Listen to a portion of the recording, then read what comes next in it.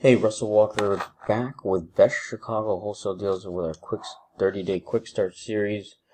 Back here, 30 days to your first deal. Right now we are in the negotiations topic. Last video was about assuming the close, overcoming the price objection. So the next thing is overcoming all objections. So there's three things you always want to do when you're making an offer is assume the close, overcome all objections including price objection, and what we do is fear of loss.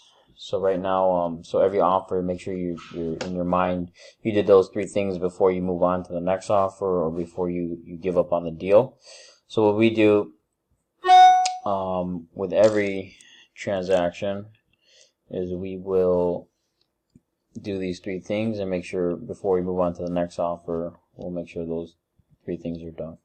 So overcoming all objections, we went over the price objection. Now I'm going to go over a couple more objections that we hear most frequently. Most frequent ones are, I have to think about it, I have to talk to my wife, I have to talk to my attorney. So I'm going to overcome those right now in this video. So if someone says, hey, I have to think about it, what I do is like, okay, Mr. Seller, I appreciate you have to think about it, but if I leave now, which was going to tie into fear of loss, if I leave now, I have 3 or 4 more appointments to go on. If I contract another property, I don't have money to buy yours anymore. So I kind of need to know now if we're moving forward or not, right? If he goes, I have to talk to my wife. We try to position this up front that we're talking to the decision maker when making offers.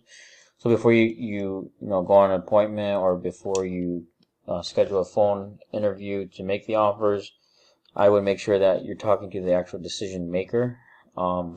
So he goes, hey, I have to talk to my wife. Hey, Mr. Seller, you told me you're the decision maker, that you're the one that makes the decision whether it sells or not.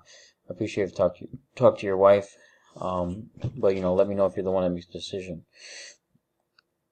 Or if he goes, yeah, I really have to talk to my wife before, I would go as far as, hey, go ahead and call your wife, and then we can talk about it right now while I'm here. Because like I said, if I leave, I won't have the cash to buy another property once I leave, so I need to know. And the next thing is I have to talk to my attorney. What we do is we put we're writing a 3-day attorney review period on the bottom of the contract, and then it will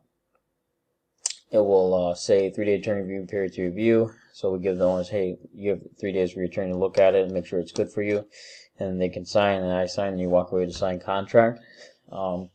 If they refuse to do that and they say, I'd rather talk to my attorney, we'll go as far as saying, hey, let's get your attorney on the phone. Because like I said, if I leave, which is going to tie into fear of loss, I have 3, 4 more appointments to go on and money to buy 1 more property.